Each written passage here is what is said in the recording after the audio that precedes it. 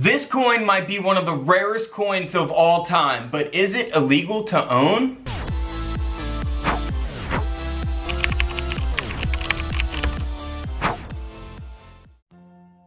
Welcome back to Couch Collectibles. Hope you guys are having an awesome day. Today we're going to be talking about a super rare coin that a lot of people debate on even if it exists. So we're going to be looking at the 1964 silver piece dollar coin. Don't forget, if you haven't seen any of my other coin and collectible videos, feel free to check those out here on the channel. Let's just hop right into it. Alright, so I'm going to put these articles in the description below if you guys want to go check them out. This first one here is from PCGS. Again, you can check that out on PCGS.com. Now, they claim, I don't know how old this article is because I didn't see a date on it, but they claim that they will give you a $10,000 reward if you can show them a 1964 silver piece dollar that is 100% genuine, authentic, not a fake. There's a lot of fake coins out there on the market you got to watch out for. Now, this coin, the reason why they offer that is because this coin is, you know, super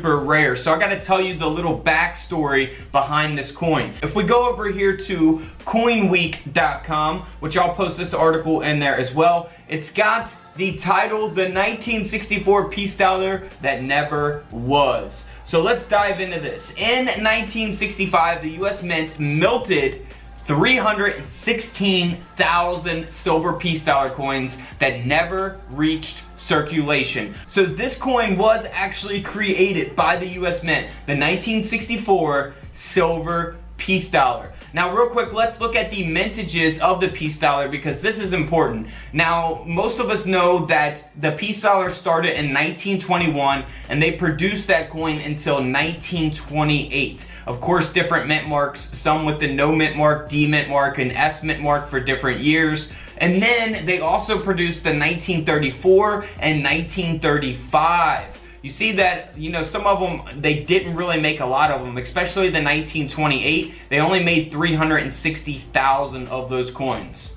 So if you have one in really good condition, it could sell for a lot of money depending on its grade.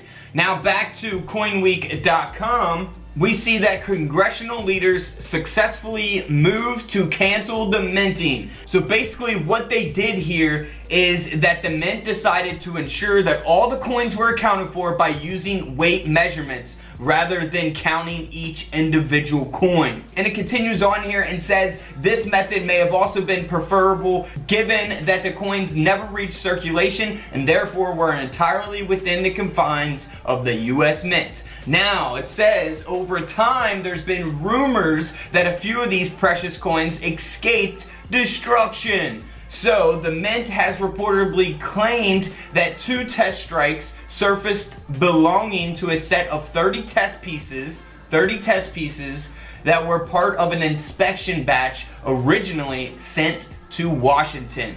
Now, these 2 coins were retrieved, placed back into the Treasury Vault up until 1970, and then those 2 coins were destroyed.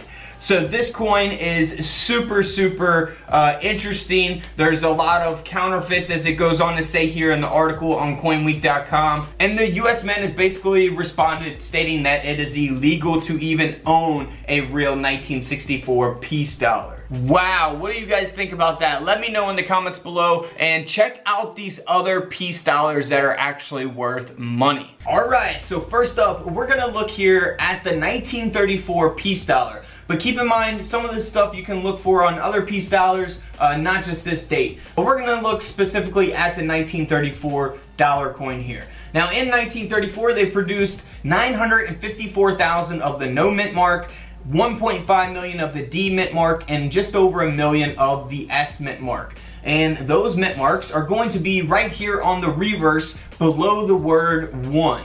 So right there, that's where you want to look for your mint marks. Now, the first thing you want to look for on your piece dollars from 1934 is doubling. So we have the double die obverse. So you want to look for that on the letters we and the D and God, the face here. So always be on the lookout for that doubling. Now this mint mark here is pretty scarce on the 1934. This is a styled mint mark that they use from 1922 to 1927. So keep that in mind when we go through these coin prices here. Now 1934 double die obverse. Now doubling taking place on the front of the coin. Now this coin here is only graded at a fine 12. So you know the coin grading scale goes from 1 to 70. This is at a 12, so pretty low grade. This coin only sold for around $45. Keep in mind they're always going to have a little bit of silver value, you know, depending on how much silver is at the time that you sell it.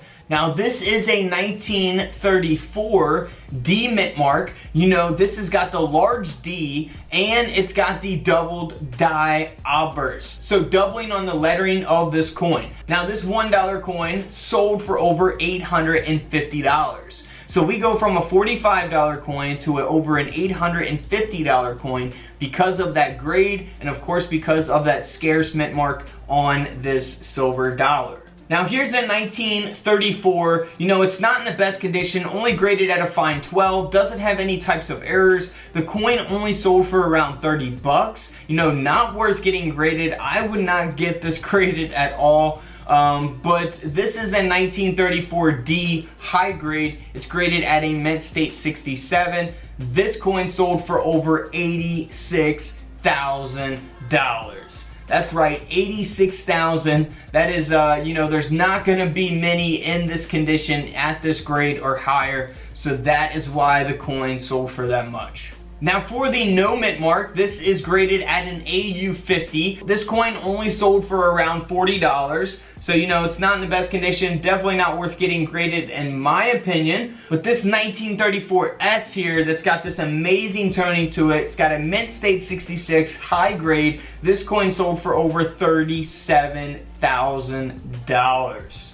Now for a low grade 1934 S graded at a very good 10, a VG 10, this coin sold for around 35 bucks. And then again we have another high graded S mint mark. This silver dollar graded at a mint state 66 sold for over $34,000.